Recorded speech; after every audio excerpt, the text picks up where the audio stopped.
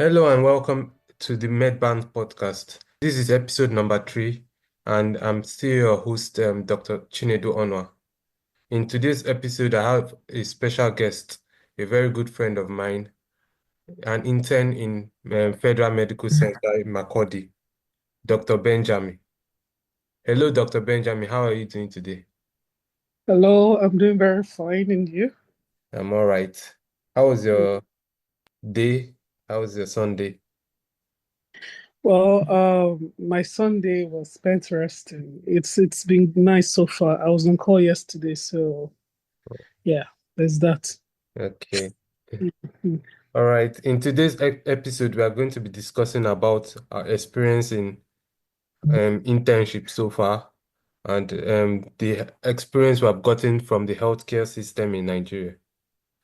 All right. So, Dr. Benjamin, you said you were on Yeah. call yesterday. How was your call? How was everything? How how have been your posting been so far? Okay, so presently now I'm in my pediatrics posting. This is actually my second month in pediatrics, and as you know already, we're supposed to spend like 3 months in pediatrics, Yeah. and I've done two so far. It has been a very pleasant experience so far. Hectic, I must say, but pleasant all the same. Now, yesterday the call was, I would describe it as it was calm until it wasn't. Wow. Yeah, because of Um, so many factors. okay. What happened? Yeah, so why are you laughing? It's like you know what I want to say already. Yeah. Let the listeners know what happened. Oh yeah, I was going to share it anyways. I think Okay. it's important to be very transparent here. Yeah. So yeah, like on Friday we had admitted a baby. Yeah, Okay. Yeah. that was born in our facility, Mm-hmm. but via an elective, an emergency cesarean section, lower segment Okay. to be more Yeah. specific. So the mother had presented to the labor ward, and then on doing an examination, they found out that the baby had a face presentation. Do you Okay. Yeah. understand? Yeah. Yeah. Now, due to certain um, logistics, I would say Mm-hmm. the cesarean session was scheduled as an emergency, but it wasn't done on time. So now I don't know as to what reason, but the baby was born much later than the cesarean section was scheduled, and Mm-hmm. then the baby was born with facial swelling. The baby's face was very edematous. I can send you the picture later if you want to have a Yeah. look. I Okay. still have the picture. Face was very edematous. Everything was swollen, and to keep it short, it was a very traumatic birth for the baby. Do you Yeah. understand? So Yeah. now we had been keeping this baby, managing the baby, and the facial swelling had gone down. Everything going well so far. So earlier yesterday, he started being very distinct with nasal flaring and a recession in the breathing pattern. He was Yeah. breathing very, very fast. Mm-hmm. Yes. So that started very early in the morning. And now the nurses were suctioning, and it was found out that the suctioning was not even done well Mm. initially. And to a certain level, they were suctioning blood too. That Okay. means that the airway was Oh, yeah. traumatized and so Yeah. many other Was things. Yeah. traumatized. Yeah. Yeah. So to cut the long story short, we lost the baby yesterday, and it was I wouldn't say a traumatic experience for me, but it was a very uncomfortable thing to be able to certify someone dead. Yeah. That in my house job so far, that's the second certification I've done. The Wow. first was in my yeah, the first was in my O&G posting where I certified somebody dead. The woman came in pregnant in the emergency unit, and she had Lassa fever. Yes. Okay. Yeah. You told me. Yeah, Lassa fever. Yeah. Yeah, yeah, I did. Yeah. And I think I even tweeted about it, and people were concerned for me. Yeah. So now, and the difficult part of yesterday was being able to break the bad news to The to the parents. family, Yeah. yeah, the family about the death of their child. You know, I think actually the I think it's the wise thing to do was that the mother of the baby wasn't told directly. Mm, And to be very honest, I don't think she still knows. I spoke to the mother-in-law that okay. while we're still talking, the mother came in and the mother-in-law said no. Do you Okay. understand? Yeah. That we should stop. Yeah. And while I was leaving today, the mother-in-law saw me and she greeted me normally. Mm, And I think the discussion was very uncomfortable, but I had to do it. It's part of the training. Something you don't learn in medical school, I would say, but skills that you develop over time. So mm. I'm happy I did that. And oh yeah. Also, the call usually ends at 8, right? So now Yeah. let's say from 5:30 to well about 8, I was setting different lines for children Mm-hmm. in the emergency units. Yeah. Like as I'm setting one, the next one is coming. I was on a roll. I was very proud of myself for doing all of that. Yeah. Yeah. Yeah, but it was really, it was a lot. And some Yeah. of the you understand how hard it is to get some of these pediatric lines. Yeah. So Sure. yeah, it got to a point I had to use a vein finder for some children. And yeah, and my eyes were it affects your eyes the more you use it. Yeah. Yeah, You yeah. need. So I used it for like two children, but I was able to set most of the lines, and yeah, that was that. So I haven't even been able to have a good night's rest, but it's part of the job, isn't it? Yeah, it is. Wow, It is. such calls are very, very interesting, and it's one of them calls that you always go back and say like I really did a lot during this call. That's very, Yeah, it's true, actually. You know, the funny thing about this particular call is that despite the fact that it was gruesome, do mm-hmm. you understand? I still felt a sense of fulfillment having done all of that. I felt like I did something positive. Do you Yeah, understand? Yeah, yeah, yeah. that's the best So part. I think I would want to continue doing this for at least for some in the nearest future. Okay, okay, all right. Okay, so going over to the topic this of this podcast. So you have spent how many months in practicing so far? Practicing medical. Um, in medical practice in Nigeria, like Yeah. 5 months, getting to 6. Okay, 5 months. Okay. Yeah. Um, so what have been the surprises that you have met during practicing in Nigeria? Now, I could say a plethora of things about the demerits specifically Yeah. of practicing in Nigeria. Do Mm-hmm. you understand? Yeah. And some of the surprises I've met here is wow. Mm. I need to take a deep breath there before I start mentioning them because, like, no, Yeah. for real, like, I understand. wow. There Do are you a know? lot of See, surprises. there are certain things. One thing I know about medicine, yeah, is that speed. Like the earlier someone gets help in certain emergencies, the better it Yeah. is for them. Do you That understand? yeah. Yeah.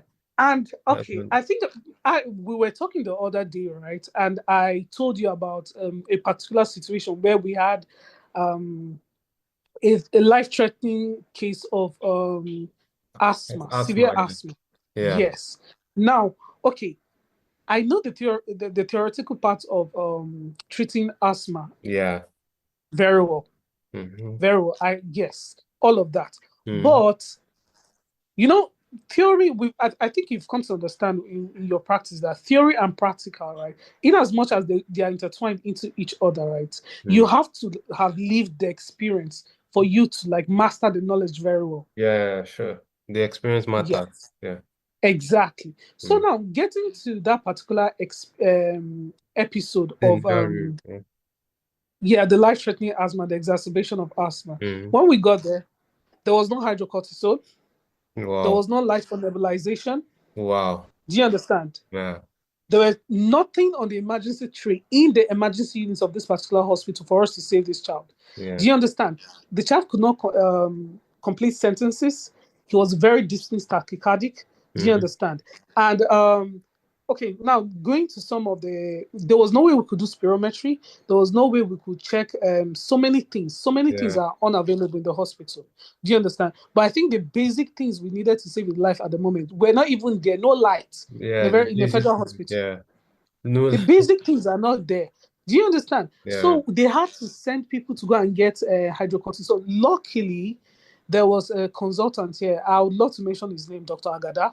Mm-hmm. Yeah, very good consultant. He was on ground, and he, this particular consultant spends his money sometimes to make materials available Yeah.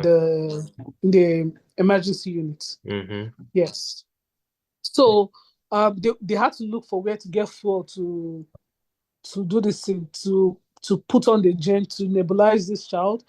The there wasn't hydrocortisone. They had to find it, like the whole treatment, this thing, Yeah. um protocol. They weren't any of the drugs there. I mean, when the child, then they had to put him on oxygen. When the child had settled down and he was doing way better, Mm-hmm. like I sat down and I thought to myself that I actually do not want to practice in this kind of environment. Yeah. Like it's very tiresome. Like basic amenities, basic needs, basic requirements for treating a patient with emergencies. It's Not not available. available, yeah. Like Now, just to put things into perspective, yeah, mm, the father of this particular child is a consultant in wow, this same hospital. really, wow. Is a consultant in this same hospital. Mm. So, and most of the special care that he was getting, I mean, prompt, Response. a relatively prompt, would I say, prompt care Yeah, in relation to other patients, right? Is because he was a consultant. yeah. Despite the fact that he was a consultant in histopathology in the hospital, right? Despite that fact, care was delayed. There was still no materials on ground to take Yeah. care of his child. Do you understand? Imagine this very grown man being worried, moving about because of his children. Do you get? It was a very traumatic situation for the family in Yeah. that moment. And then I can imagine if this is happening at the federal level. This is supposed to be a tertiary institution where Mm. you are supposed to get the best level of care, and that particular level of care um, is still not ensured, is still not a given at this place. So what hope do the common man have in Nigeria Like, and some of these primary institutions that are almost dead because there are no doctors, no no materials. mm-hmm.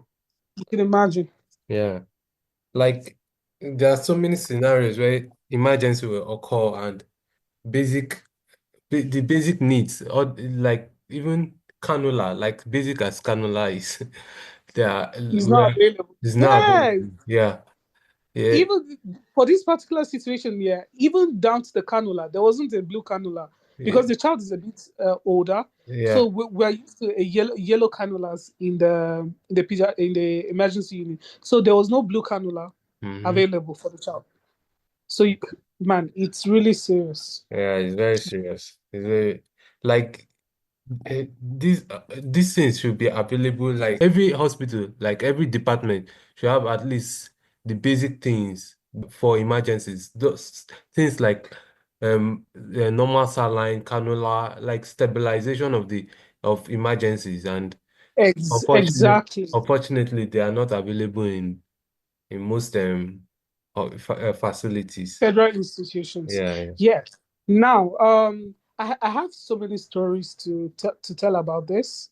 You Mm. know, even there was a case we had where a child came in with very severe malaria. Yeah. Do you understand? He was anemic and very pale, Hmm. very pale. He had a PCV of, he had done a test at peripheral at a laboratory that we are not aware of, but the PCV there was 20. Yeah.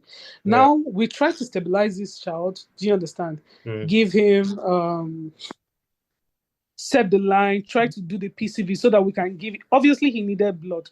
Yeah. So to get the PCV from our facility, the even to take his blood for PCV, right? We had to try and convince these people at the lab Mm.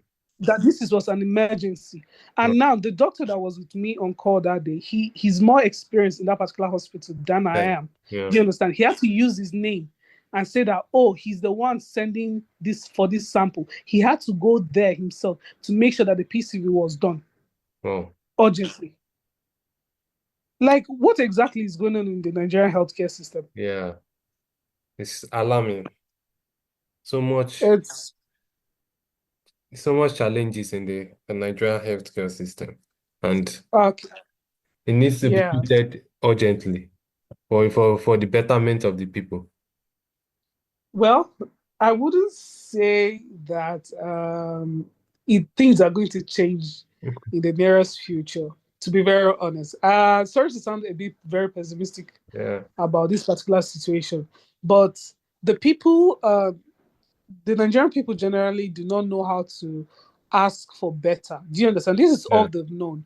Do you understand? And the doctors that know that things can be better are migrating to other countries where there are better working conditions. Yeah. Yeah. Do you understand? So let me fling back the question to you, Dr. Chinedu. Yeah. Um, is there any particular situation that has made you think that, okay, I really do not want to practice in this environment, or um, made you realize in that moment that the system is, sorry for a better lack of a word, but the Mhm. system is fucked up. Yeah. Um, for me, the major challenge that I usually think of course, is the availability of materials and everything. But Mhm. one thing that I always question is okay, there is, in quote, there is an insurance system, the NHIS. Do you have NHIS in that place in your? Oh yeah, I have a lot to say about the NHIS. Yeah. Yeah, there's an Mhm. insurance system. But this insurance system is just a vague its effect in treatment of patients. I don't know what they provide for the patients. Like the NHIS system doesn't cover a lot of things. Okay, it covers some basic operations and maybe seeing a NHIS doctor. What do they call them? A GOPD doctor. Yeah, it covers that. It covers cesarean section, but in some other aspect, like okay, I was just watching a video of this guy, Aproko doctor, right? Yeah, I do. Yeah, yeah, he was just talking about cancers and how little the the public is sensitized about cancers. Okay, what can the government do? The government can help the public to like put cancer treatment programs into the NHIS budget. In civilized country like in Russia now, that you remember that 7,000 rubles insurance that we were doing. Yes. Yeah, you remember the 7,000, not the 1,000. Yeah, the 7,000 rubles um insurance Insurance policy. yeah, yeah, insurance policy. It covered a lot of things. Like I remember that policy, that insurance policy. It covered lots of operations, lots of procedures. It even covered some cancer treatment and cancer programs. Just 7,000 rubles. That's how a well-civilized country thinks. At least cover the basic things and also cover the most important things. NHIS system doesn't cover the treatment of cancer. It doesn't cover the investigation needed to treat cancer. It doesn't cover it does, at least even if you're not covering the whole thing, at least cover up maybe CT scan, half of the budget of CT scan and MRIs. It doesn't do that. So what does the NHIS cover? It just covers maybe cesarean section and covers um, visiting a GOPD doctor. I don't know much about the NHIS, but I know that there are some procedures that the NHIS doesn't really cover, and that's very very bad about the country right now. Like if they Well, can, yeah. okay, you want to say Now, something? yeah. No, you mentioned something that I think was very, very profound. Like you compared while talking, you compared the NHIS and you gave example of one of the insurance policies we used to use back then in Russia. Yeah. And yes, like just to buttress your point a little bit more, right? Hmm. The NHIS system, right? Yeah. I've overheard health workers, right, even talking about the NHIS that like they don't know exactly what they are doing. These are health workers. Yeah. Do you understand? They don't know exactly what they are doing. And now, when those NHIS doctors are not able to do this thing to handle a situation, right? They refer you to somewhere else where most likely Hmm. you have to pay out of pocket. So Yeah. what exactly is the NHIS doing for the average Nigerian? Yeah. Also, you mentioned that it doesn't cover cancer treatment. Yeah. These are insurances for those kind of situations where the government puts in place those kind of um, treatment policies, should I say in quotes, to help the average person that Yeah. may not be able. Let's be a bit more definite. Will not be able to pay for those kind of expensive treatment. Yeah. Yeah. Now, yeah, I feel like the system is so bad that even our insurance is a reflection of the way our economy is. Yeah. Is lackluster. Actually, yeah. Yeah. Yeah, it's lackluster. It's not helpful to the average person. It's not helpful to the average person. And you can imagine anytime a patient comes and then they find out that the patient is under NHIS, or you can see the dread in the faces of the health workers there. Do you understand? Yeah. I remember when I was still in labor ward in O&G, they were like, hey, they said this one NHIS, so they know they pay for anything. Those people know they give anybody anything. Do you understand? Yeah. Like they already know that the system doesn't work Yeah. and it's not benefiting us in any way. Mm. So I think this is one of the detriments of working here in this particular system Yeah. generally. Another thing is this light issue, this basic amenity of electricity. Bro, light. Like, okay, let's talk about UCH. Just imagine UCH. UCH, that's have you heard the latest news about UCH that patients they bring their own generator and inverter system? I know I've heard of that. Yeah. The light was not there for over 100 days. Now, initially when I started this podcast, yeah, I Yeah. wanted to make something known, right? Also, in terms of training, right? Mm. Like in comparison to what people are getting in residency now and what the medical elders got back then, right? Mm. There's a huge gap. There's a huge difference. Yeah. Do you understand? Imagine a tertiary institution that there has not been light for over 100 days. This Yeah. is bringing UCH into perspective for over 100 days. Now, what knowledge are those residents in that particular hospital supposed to gain in such a way that they're able to stand at par with Mhm. their contemporaries in other countries? Yeah. Do you understand? Mm. That means there's a decline, a steep decline in the knowledge level base and the skill set of doctors that are training in those particular centers. Yeah, of course. Yeah, of course. Even in FMC, yeah, like, okay, I don't want to say that much, but the light issues they are not a pleasant experience to go through. We have I mean, you don't have to give details per se. Do you understand? yeah. You don't have to give details per se, but it's the same thing. It's a general issue in Nigeria. To be honest, the Mm. system there's even right here in FMC Makodi, like to get to do a cesarean section, right? They have to book overtime. Sometimes the the patients will have to go and buy fuel. Do you understand? Yeah. Or those people in the gen house, they put off the units such that the light doesn't come on when they want to do the everything is delayed. Yeah. Do you get? Everything is delayed. For And emergency so people are, situations, it's going to yeah, so it's going people are to not getting optimum care. yeah. Yeah, that's Yeah. just the truth.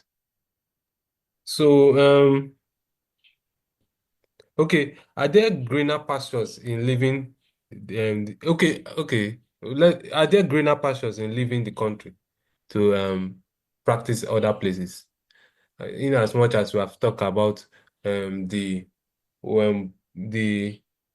negative sides of practicing in Nigeria, are there greener pastures to live in the country to practice in other places?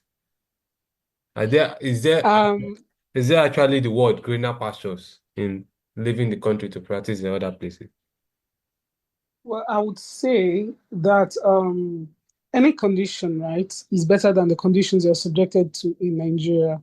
Mm-hmm. Do you understand? Especially if you go to practice in most of the Western countries. But I would say that for each system, right, Mm-hmm. there is there are there are there are detriments to it. Do you understand? Not everything is full of advantages. Not everything is full of disadvantages. In some of these countries that most Nigerian doctors migrate to, Mm-hmm. the once you get a bit into the system, you understand that there are also problems there. Yeah. But I think the huge difference is that sometimes when the government is working, right, as soon as they identify a problem that is reoccurring, right, there Mm. are efforts to make that problem go away, to resolve it. Do you understand? I will give an example. The NHS in the UK, right? Yeah. Yeah. They have a problem with waiting long for procedures. Do you understand? Okay. Especially elective procedures. Yeah. Do you understand? They have a long time waiting time. And from the last I heard that there are being efforts made, Mm-hmm. efforts which I cannot specifically say at the moment, but there are being efforts made to shorten the wait time. And also, I know that when it comes to like very serious treatment, like cancer treatment, or just the general health of the British citizen, Mm-hmm. like they receive optimum care. That's something I would love to see for the average Nigerian. Do you Yeah. understand? But most people do not understand what they haven't experienced before, or sometimes they believe they cannot be better. So you Mm. cannot blame the average Nigerian for not asking for more. So now to flip the question back to you, do you think there are greener pastures elsewhere in apart living Nigeria? Honestly, of course, as you said, there are advantages and disadvantages in every system, but the word greener pastures, I don't think it really exists that much because, okay, how do you get to the other part of the world? Okay, you're talking about the PLAB route to getting into UK is very difficult now these days. We are discussing the other time about um living after writing PLAB, you have to write MR what's it called again? MRSP or what? MRC or MRCP? MRCP. You have to write MRCP before you find a job. It's going to be hard. So and once you get the job, you don't get what you really want. What they give you is just the basic. Okay, you just imagine your whole life you wanted to be a surgeon, and at the end of the day they give you family medicine or psychiatry. Is Well, it really for the, really what you want? Is it really a greener pasture? Okay, the other place, US. Okay, US is a lot easier to not like a lot easier, but it's more straightforward to get into the system. But the cost of writing the exams, the cost of securing a place to match, everything is very, very, very expensive. So the journey what I'm just saying, like the journey into all these so-called greener pastures are not straightforward and they're very, very hectic. And once you get there, now there's institutional there's a barrier, institutional barrier that you can't cross. That one is 100%. You always feel I don't think the word greener pastures really exist. But the Well, yeah, sorry to cut you short, but I think you are right mm, in all that you've said also, right? You are right. But I think you talk about the journey for most of these movements being very capital intensive. yeah. Do you understand? Which is very true. And it has even gotten harder for the average Nigerian to be able to afford these exams and some of these movements. Mm, Very true. Do you understand? But to a certain degree, what you what you put in is what you get in most of these countries. Yes, you may not be able to match into whatever specialty you want in most of these countries. Do you mm, understand? But the thing is that like people have come to understand that this is reality. You simply play the cards that you've been mm, dealt. Do you understand? yeah. The fact that you already know as an IMG that you can when doing your exams, you cannot match into certain specialties in the UK or even the US. You just play the cards you've been dealt. You take the specialty that you can, and most people have. Some people that I have actually interacted with haven't really regretted taking those positions that maybe initially weren't what they wanted in the first place. Mm, mm, Why? I would say one of the major reasons I've noticed is that it's because the system works to a certain degree. Do you understand? You work hard and you get paid. You're able to save. Do you understand? Much more than you can do in your own country. Do you yeah. understand? You're able Yeah, to actually. save, you're able to travel, you're able to live a more fulfilling life, and there's Yeah, yeah, more work balance. Do you yeah, understand? yeah. So I am of the opinion that despite the hardships along the way, right, there is a certain level of greener pasture that Okay. you can attain in some of these countries. Mm, yeah. Yeah. Which is much more better than what you get in Nigeria. That's fact. That's fact. Mhm. Yeah. Let's take 1 minute break, please. Okay, no problem. Yeah. Okay, welcome back to the podcast. So we were still discussing about the healthcare system in Nigeria. Okay, Benjamin, we have discussed much about the negative aspect of working in Nigeria. So far, is there any positive aspect in working in Nigeria? Before we, Well, the hello, can you hear me? yeah, I can hear you. Okay. So like I said, for most things, when there are advantages, there are Yeah, disadvantages too. So for the advantages, I would like to say for one, I think the level of critical thinking here in for doctors is high. Do you yeah, understand? They don't have lots of equipment and resources to work with. So they yeah, try to improvise and do so many things. yeah, yeah, So the level of understanding is deep for most of the doctors. yeah. Yeah. And they try to make the best out of their situation. So that kind of gives you an edge, An should I edge. say? Yeah, Yeah, into knowledge wise. yeah, yeah. Also, there is a lot of yeah, you said improvisation and hands-on experience. Like the basic doctor has a lot of experience. What I mean, like in most countries, like in most advanced countries, most of the times, once you become a doctor, you just go into specialization immediately, and you won't know you specialize in one aspect, and you won't kind of like have the basic information. You have the basic information about other aspects of medicine, but like you won't have the kind of skills that you accumulate in countries like Nigeria. Like what I mean, like in Russia now, once you finish your medical school, you go into specialization immediately. Um, the internship program has been waived out. So you go into specialization immediately. And what that means is that you won't have the skills, the important skills in other aspects of medicine. You just basic information in that aspect, then you have is specialized information in the aspect where you are specializing in. But in Nigeria, a doctor already knows how to do basic skills. Do you understand what I mean? Yeah, I do understand what you mean.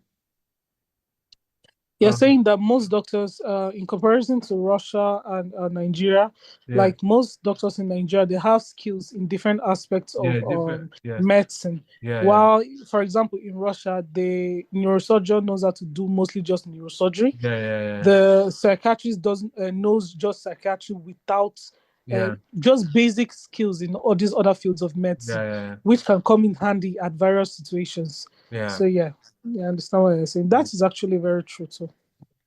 What do you suggest that can bring about development in healthcare system in Nigeria? If you if you have one suggestion. Well, I think most problems in Nigeria are very, very systemic. Yeah, Do you understand? yeah, Very systemic. So I I wouldn't particularly say there's anything that could help the system in particular. Just Nigerians. Okay, I'll just mention this. Do you understand? mm, And I think, like I said earlier, one the problem is systemic, and then I think Nigeria as a people, right? We've developed a sense of oh self-centeredness over time. mm, Do you understand? yeah, So nobody is their brother's keeper. Everybody wants to benefit from everything. Do you understand? Our forefathers had a way of doing things, even if they don't benefit from it, their generation will benefit from it. Do you understand? yeah, So trying to marry this to the health system now, the the people do not care about putting things in place yeah, so as to help the next generation. It's more about trying to acquire resources for themselves and mm, themselves alone. Do you understand? So I would yeah, say that there's a systemic problem, including the people, the mentality.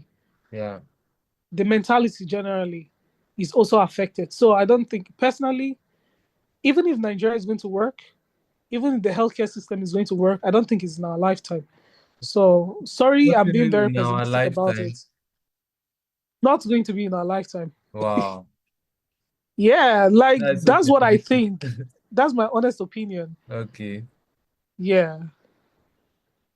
it's not a perfect Sorry, time. but that went Continue. dark a little bit. Yeah, Yeah, but that's just what we I get think your point honestly. actually. Yeah, Yeah. yeah. All right, now we have come to the end of the podcast. Basically talking about the healthcare system in Nigeria. So, Yeah. thank you very much, Dr. Benjamin. We hope that So you it's come. nice being here. Yeah, it was nice talking to you, and we hope that you come more frequently to the podcast. And of course, what we planned. Yeah, definitely. I would like to be a co-host. Yeah, Yeah, and just like interview people because I think this is a very important thing. yeah. All Yeah, right. we could also expand to medical education too. Yeah, yeah, yeah. Sure. Definitely. All right, Dr. Okay, Benjamin. bye. Bye. Yeah. Yeah.